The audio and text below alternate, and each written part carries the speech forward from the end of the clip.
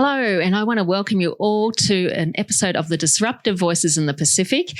Today we are filming from Fiji. Usually I'm on a Zoom in another country somewhere, but it's actually great to be in Fiji. And we are beginning a series of interviews around the topic of sex, dating, and relationships and everything in between. This podcast exists to break the silence and around the taboo issues and the things that so often we struggle with. And with me today, I have two great men. First of all, welcome to you, Ritchie. And good to have you as well, Naca. Thank you. Thank you for having me. It's wonderful to be here. Maybe just tell us a little bit about yourself, who you are, what you do, married, children, etc. Thank you. Hi, my name is Nathanieli Tikundundua. I am from Tailevu, maternal links to Mbua in Vanuatu. I am married to Lisa, been married for 18 years. I have 3 teenage kids, Rebecca, Robert, and Jonathan.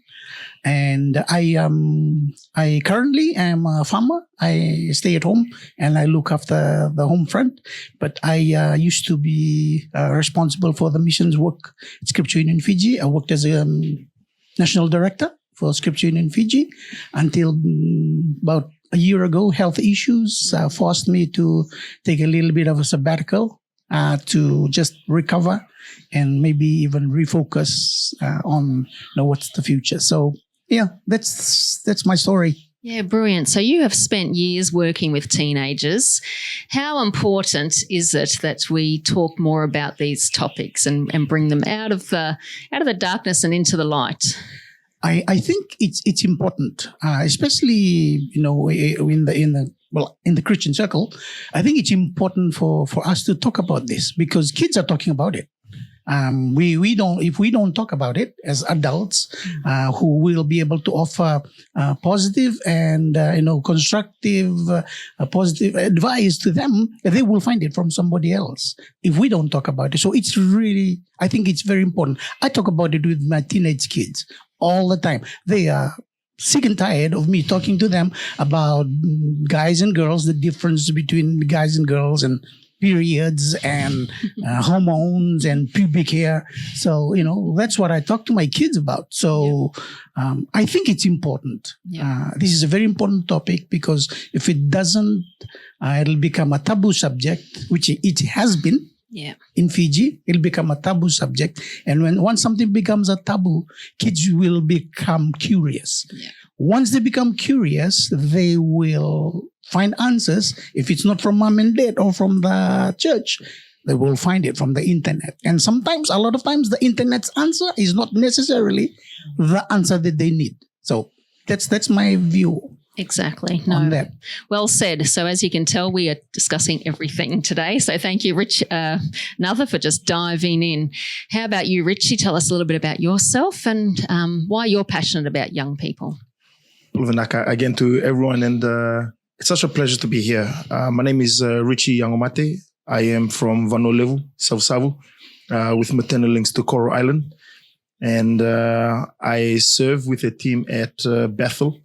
And it's just been a pleasure. I've been serving there been the lead servant for about 2 years now. It's just been an amazing journey of trying to do church, but not like church. And that's the slogan that we use at church now. But one of the things that I've just loved so much is I've grown up in church. I've always made this joke. I've done everything in church and even lost my virginity in church. But for me personally, I've always been passionate about young people because we've always had young people around us. Growing up, I've seen young people and even seeing things that's happened within our family. I've always said this. One of the things that challenges me was the story of Joshua and Moses. And I've always said to the Lord, I don't want to see my generation die down and see the next generation rise up and go into the promised land. I want to take my generation into the promised land. And right now, my generation is suffering. And I'm just grateful to be a voice, part of the voices that are shedding light into our nation. Yeah. Yep. No, two strong voices and great to have good young men. Now, This episode is the mistakes we made while dating. Now, a few months ago, I interviewed a young woman, Miri, and she was just so honest. She's in her 30s, and go back and listen to that episode. Just amazing, her honesty and the mistakes that she's made in church. And this is part of the problem because we are not guiding our young people. The church is, by and large, is silent. The families are silent, and the culture and the porn industry is loud. So just tell us, Ritchie, what advice did you get from your church or family growing up around dating and sex as a young teen? For me, growing up, my dad was a pastor. So I grew up in church. The advice that I got was, it's not time yet. Mm-hmm. And I've always thought about, so if it's not time yet, then when's the right time? But I went to I was in primary school at MGM, and it was when I went to Suva Grammar. That's when everything opened up. Pornography was just handed out like it was a newsletter. You know, we would pass it around. Back then it was magazines. So magazines were passed around in school, and DVDs were given around. And so like all of these things I got introduced to. And then all of a sudden I just got so curious, you know, and but none of it was actually shared at church or even at youth group. We never really talked about it. So all of a sudden I went to the advices of my friends in high school. And all that they would say was, if you don't have a girlfriend, then you're not a man enough. I would get advices like, if you have one or two, or even if you have more, you know, you're manly, you know. So those were the advices that was coming from peers in high schools and friends, and even the friends in the community, because I grew up living on the church property where we're at, but a lot of my weekends would be hanging out with the young people in Makoi. And it's the advices that they would give, and also seeing what they were doing. I thought to myself, oh, that's what I want to do. That's what I want to do. You know, it was until seeing both my sisters get pregnant, and that's when I was like, no, something's wrong here. You know, because I saw how our family suffered. I saw how the struggles that we really went through, and I was like, we've got to start talking about this. I've always talked about it in church now. And one of the things I really feel like, if we don't talk about it, then we tend to make the mistakes over and over again. You do. It goes from generation to generation. Yeah. We'll come back to some of your mistakes. Naca, tell us what type of family did you grow up in, and were these, again, issues that you discussed as a family? I grew up, I grew up across the road from here. This is the neighborhood that I grew up in. And we never talked about, relationships. We never talked about dating and sex. Was never something that we talked about. My dad was a non-resident father. He loves to hang out with his family. He loves to drink kava, and then he drinks beer, and then we never see him. So the kind of conversation that I am now having to have with my sons and my daughter, I never had that with my dad.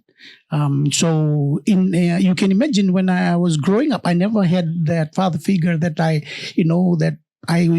could have relied on for advice and for counsel, and direction. So I think for me, it was, the grace of God that brought me a lot of men, a few men around me who helped guide me. Men in the church who were not really pastors. They were just big brothers to me. They were guys who I hung out with, but I knew that they were solid guys who continuously, slap me and redirect me when they know that I am being a silly teenager in church. So, but they were not. There was no judgment, nothing like that. So I had guys like that helped me and help shape the direction of where I went. In terms of the initial question that you asked, kind of mistakes that you made, about dating when you growing up. I don't know whether it was fear of girls or whether it was just I just had no game, so to speak. I didn't date. I didn't date. I went to a boys' school. I went to Queen Victoria School. A lot of the guys who were they all had girlfriends. I didn't. And and a lot of people, when they heard that I never dated, they thought dated in high school. They thought that I was lying. Because it's like a stigma for that school that when you go to the school, you're a player. You're a guy that plays with the girl from this school and played with girls from that school. And you were like, it's a macho thing. Like Ritchie was saying, the more girls you have, those are notches on your belt, and guys take pride in that. Oh, he's dating the girl from that school and another girl from that school, and they don't even know each other. So that's the kind of, era I grew up in. So for me, when I was growing up, that never happened. I just didn't. For me, looking back now, in that time in my life, I knew it was the grace of God that kept me. Because if I had gone down that path, I probably would not be sitting here today. I probably would not be married. I probably would not have. Probably either would have been maximum prison, or I would have been dead by now. Knowing the kind of person I am, I probably would not have. I would not have ended well in life if I had, explored or played around with the dating scene. So I don't have any mistakes to share with you, but I know I have issues. So. We know you do as well. Well, we're going to go to Ritchie. Come back and think of some of the mistakes you saw the guys around you make. But it's encouraging to know that some people can make it through without making a whole bunch. But I'm sure if we asked your wife, we'd hear a lot more mistakes, really.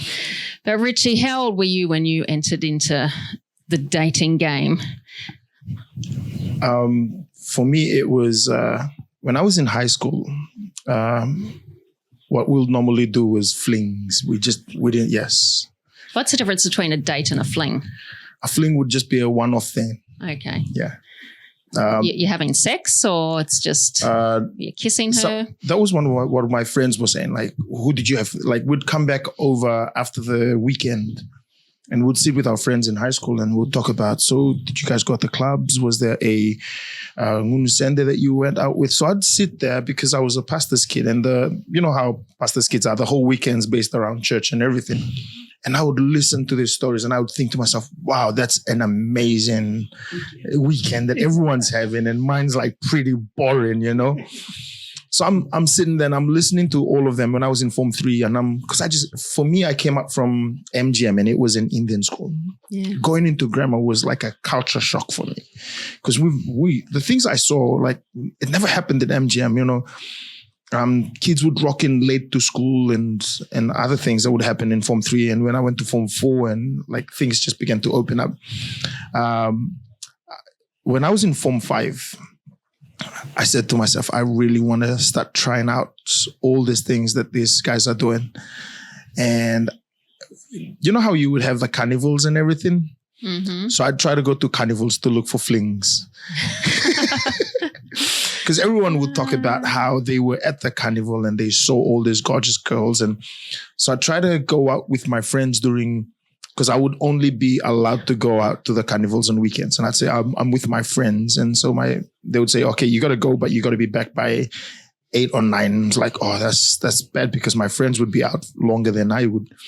But I would normally just watch, how they would do things, and then they would come back again and talk about it. So I tried going out to carnivals, and I was really scared and nervous. Like, I couldn't say a thing to the girls. So I'd come back on Monday to school and I'd start asking the boys, what would you normally say? And they would tell me stuff like, oh, you just got to drop some taglines and say, sis uro totokana rere nyangomo, and stuff like that. And so I'd try it out. And because I was so nervous, it wouldn't work. And when I was in Form 6, I had a cousin of mine that stayed with us on the church property. And so what this cousin of mine did was he would take me out at night on Friday nights, and we would go out within the community, and he'd say, come, you'll talk to this girl.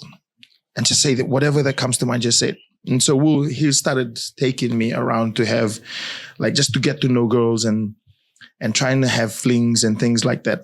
And so one of the things that we started to do was he would just try to get me to hook up with this one, but he would tell me, don't get so attached.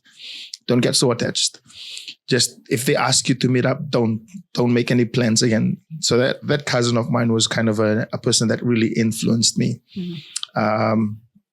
But the person that I really slept with was, it started after when I was in Form 7. That was when I actually slept with, when I lost my virginity in Form 7. And it's from there onwards, it was a person that I thought to myself, this is the person I'm going to marry. And I really fell for her. But then my heart broke. And from there onwards, I just made a decision.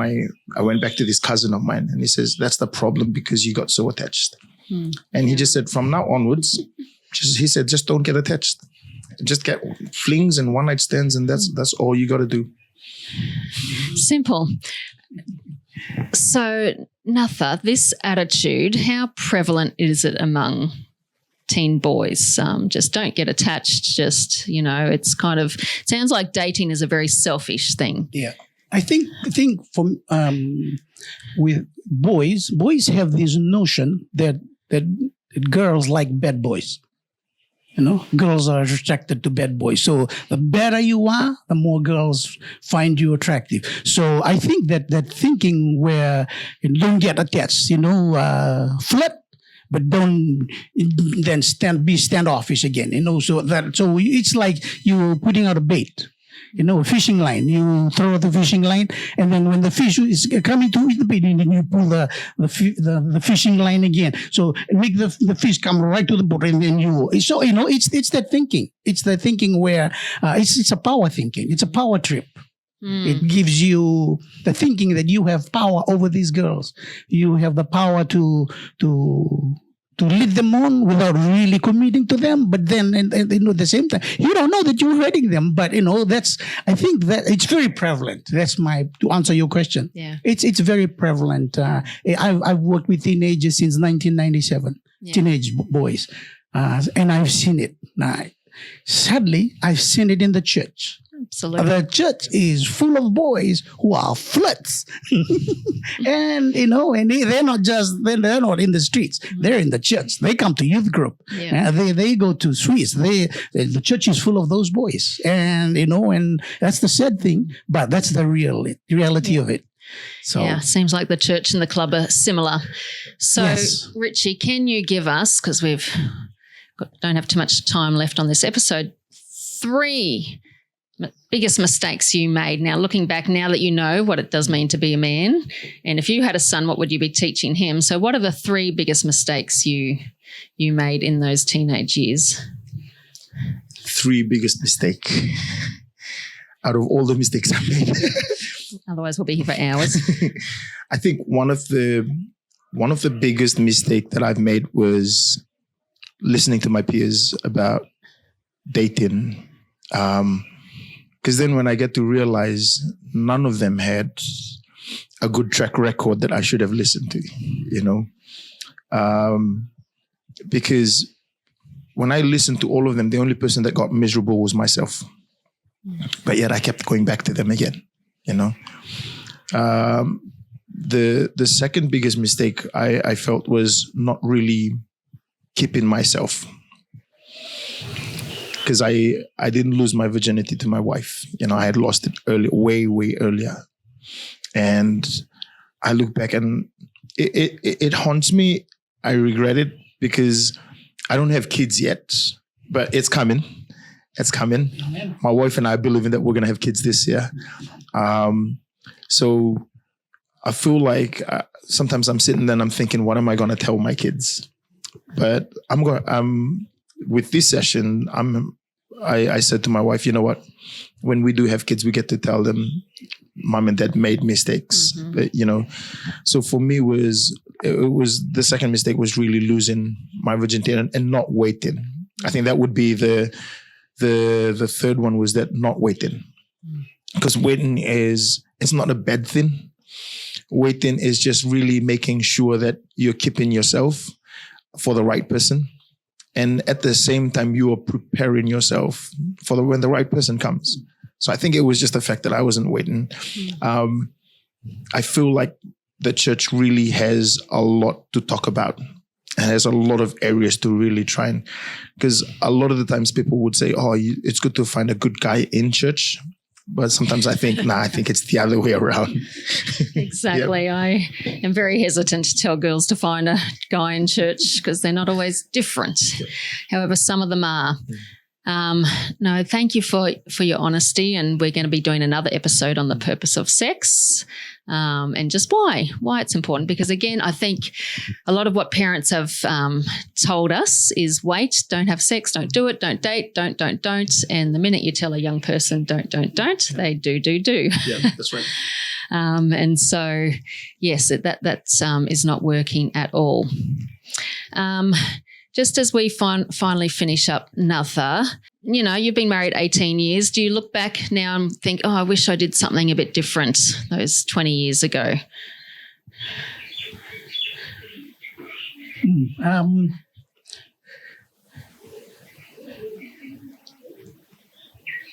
It's that question requires, a lot of thinking, and I don't really regret a lot of the mistakes I made as a young man. I mean, I never dated, but that doesn't mean that I was immune to pornography. It doesn't mean that I was, in a way, because I already said that I went to all boys school, so pornography was rampant. We watched it, and it was a joke. And we hunted out, we searched out people who we knew had a page, and we asked them for it to spend the night with us in our bed. So that's just I'm being honest. And so looking back now, the regret that I had was allowing my mind to be corrupted by that, because it kind of affected the way I viewed women, girls. It affected the way I viewed girls, even though I was not dating, even though I was not having sex and all that, but it affected the way I viewed them. And so that's something I think, for a new for a different episode, we can talk about how it really warps up your thinking, especially when it comes to the opposite sex, not just for men, even for girls. Yeah. So that would be my regret. My regret would be, not, allowing myself to be so caught up and engrossed in that. Yes. Yeah. And we forget that's a big mistake. And we're going to do a whole episode on the harms of pornography and why you don't want to date a man who's watching pornography. And if you're a woman watching pornography, you want to be free as well. But thank you, Ritchie and Naca. It's been a great discussion. Thank you for your honesty about your mistakes. But I think as we begin to talk, because who doesn't make mistakes? And parents, please share your mistakes with your children. It will help them. But we're going to be back again shortly for another episode. So thank you for joining us. Thank you, Ritchie and Naca. Okay.